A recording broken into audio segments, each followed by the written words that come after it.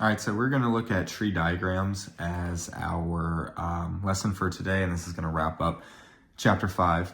So front page just has what a template of a tree diagram looks like. Of course, there's a lot of letters on here that seems like a lot. So as I'm talking through it, I would just copy this down on your notes, and then we're going to look at the problems that go along with it.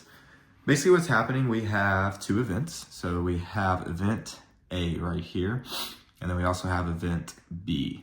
So with event A, there's two options. Either event A happens up here, or we have the complement to it, which means it doesn't happen. So if this hypothetically is 70, this would be 30. So they would be complementary to each other. So that's what this first path is. Once you take this first split, so this is if A happens, we do the same thing for B. So here's if B happens, here's if B doesn't happen. Same things here and here. Along with those, we have our probabilities. So these we do not have to show each time. These are just showing where these come from. So this is, of course, a given statement for each of these.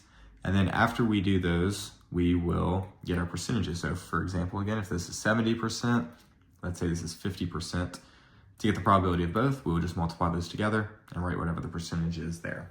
So as we do a couple problems, it'll make a lot more sense than just looking at the letters here. So just something to keep in mind as we do this. We have two formulas down here that we're going to look at. We have our general multiplication formula, and then we have our conditional probability formula. So big thing is you will get these on the test. So just making sure that you know where the A and the B goes when you do these. So just make sure that we're able to plug into the right formulas at the right time. Okay, so for example 1, it says that you draw two marbles. So we'll start with that. We have two marbles at random without replacement. So if we take one out, then we're not replacing it with another one. Out of a jar that has, we have 35 blue, and then we have 45 that are orange. So very Wicklund with those color selections there. So we're going to create a tree diagram. So simply because they gave us the blue first, we're going to start with the blue, and that's going to be our event A. And then because this is second, we're going to have the orange B, event B.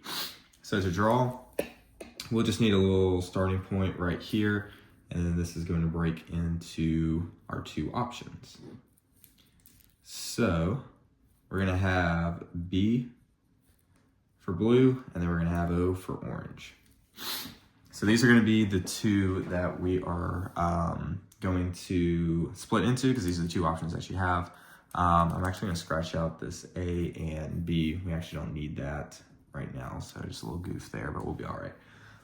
So these are two options. You have two colors in there. You have blue and orange. So the first one that you can pick right here is, let's say we go with blue. So what we're going to do with these lines right here is put what the probability is. So we have 45 and 35. So our total here is going to be 80. So for the blues, we have 35. So this is going to be 35 out of 80. And then for the oranges down here, we have 45. So this will be 45 out of 80. So here's our two so far. So from here, we're going to split into the next two options. So if I draw a blue from this jar, and then I go and get the second, because we're looking for two marbles, my options still remain blue and orange. And then same down here, blue and orange. Now, where this gets a little tricky going into like the second round, if you will, is you have to remember I'm not replacing that marble. So if I draw a blue marble, then that means that there is 79 marbles that are left in the jar. I took one out from 80, so it's 79. Specifically with blue, if I've already drawn a blue, I had 35, but if I draw one, that means that there's one less, there's gonna be 34. So this is gonna be 34 out of 79. For the orange, again, I've already drawn one, so this is still gonna be 79 down here. However, what's a little different is that I haven't drawn any of these oranges yet. I just drew a blue.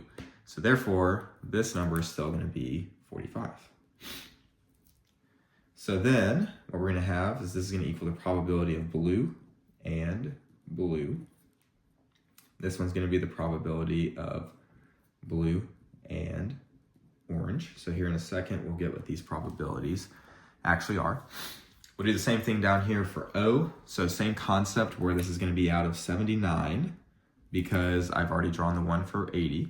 But this time I drew an orange. So that doesn't affect the blue. So the blue is going to stay at 35. And then because I've already drawn an orange, when I do this second orange, if I get that, that's going to be 44. So one less out of 79. And then we'll do the same thing, keeping these in order. So the probability of O and B, so we'll get that. And then the probability of O and O.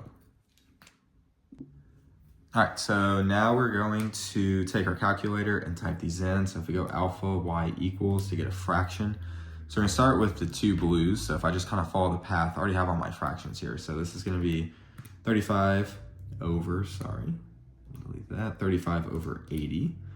And then we're gonna multiply this by our probability for another blue. So this is going to be 34. So I need to do alpha y equals here. So we're gonna do 34 over 79. And then we'll delete that, click enter. I'm gonna get a parenthesis or a percentage here. So I got 0.188, so we'll just keep it at 3 decimal places, so 0.188. So we'll do that for each of these. So when I go and do the blue and orange, we'll multiply these two numbers together to get that. So instead of me typing all that out into our calculator, we should get 0.249.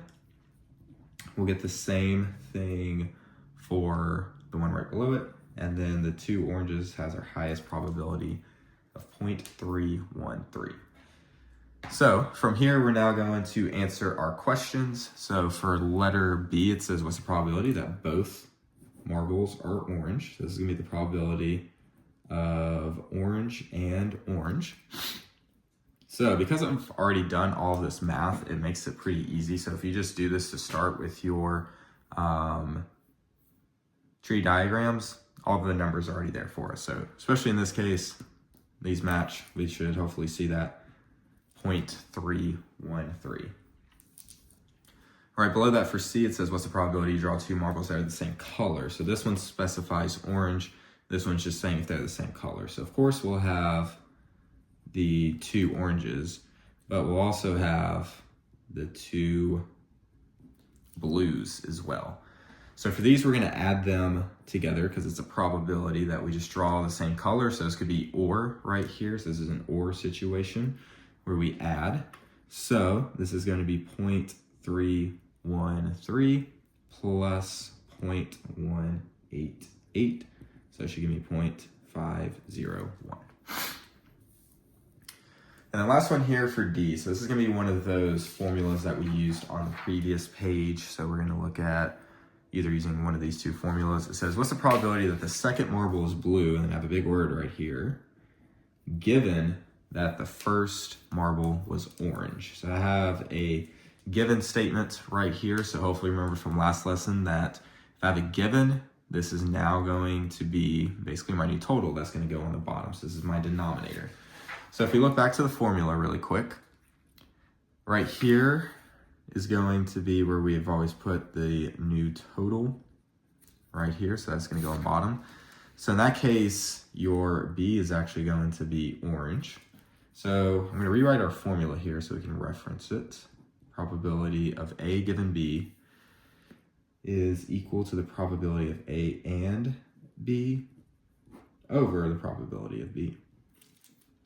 So as you remember, whichever event goes with the given is going to be your event B, and then A right here is going to be the blue. So all we have to do is just plug in our numbers. So I have A and B. So what I'm going to do is swap the letters out. So for B, that's going to be O. For A, that's going to be B. So it's going to be a little confusing, but it's going to look like this. B and O over probability of O. So this is what my formula should look like here. So from here, we're just going to plug everything in.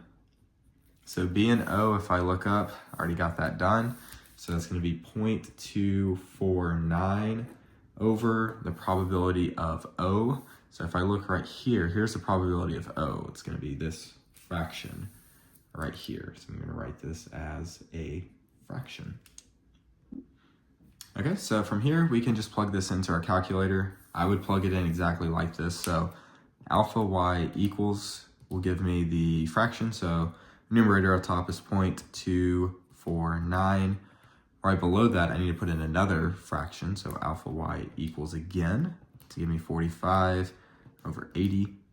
Click enter, and there is my answer. So this is going to end up equaling, we'll go to 3 decimal places again, 0.443. So in a problem that looks like this with a given, I would just stick to my formula. Just be careful with the letters because they might overlap like they did here. Plug everything in, you should get your answer. Okay, so it says that Shannon hits the snooze bar of her alarm 60% of school days. If she doesn't hit the snooze bar, so if she doesn't hit the snooze bar, she has a 90% chance that she makes it to class on time. However, if she does hit the snooze bar, there's only a 70% probability that she makes it on class in time. So we're going to create a tree diagram. So again, we're going to start with a little dot out here. So for the two events that we have, we're going to use S for snooze. And then we're going to use T for if she's on time or not. So these are the two letters that I'm going to be using in this example. So let's start with S because chronologically you have to wake up first, either to an alarm that you snooze or don't snooze before you've determined if you're on time. So logically it makes sense that the snooze would come first. So it says that she hits the snooze bar 60% of the time. So we're going to write this as 0.6 instead of a percentage. We'll do a decimal. So then we're going to use C. So kind of like the template that we originally looked at, where we had the C's in there for complement. We're going to do that here. So if there's a 60% chance she hits the snooze, then there is a 40% chance that the opposite happens where she doesn't. So that's going to be our first little branches. And then from here, we got to be careful in how things are worded. So from there, we can determine if she hits the snooze, if she's going to be on time or not. So if I read, it says if she doesn't hit the snooze, there's a 90% chance she's on time. We're still looking at if she hits the snooze. So that means she hits the snooze. So if she hits the snooze bar, then it is a 70% chance that she is on time. So we're going to put T right here with a 0.7, and then T with our complement C, which will be 0.3 since those add up to give us 1. And now we're going to split the same thing down here, and here's where we need to be careful. This isn't just copy and paste the same thing. We will have T and the complement to T, but our numbers are different.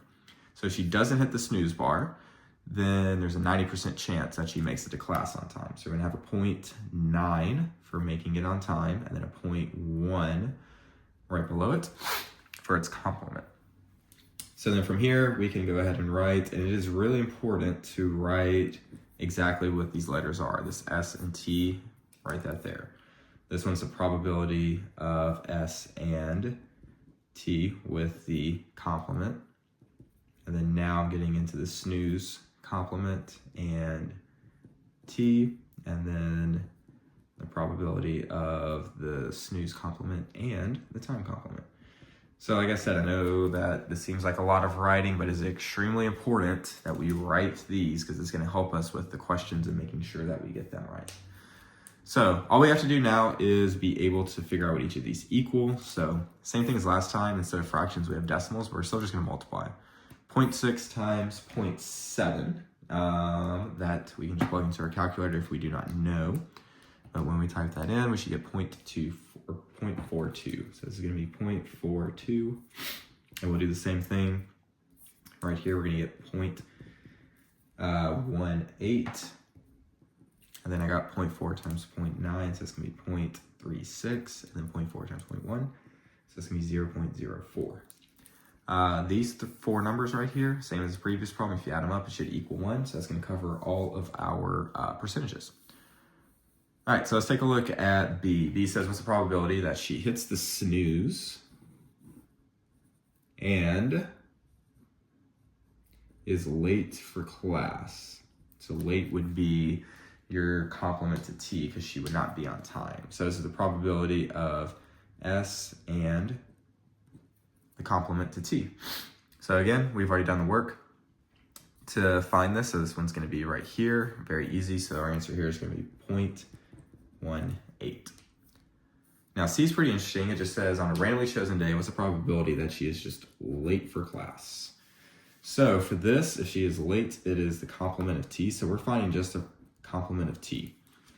So this one's a little more difficult or harder to see or at first because usually with these other ones, we have started out with our answer being right here. So when we did this with the blue and the orange, it was right there. But we're looking for specifically just being late on time.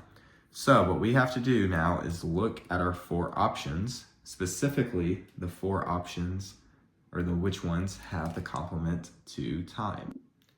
So when I look, I have these 2 right here that have the time complement in them.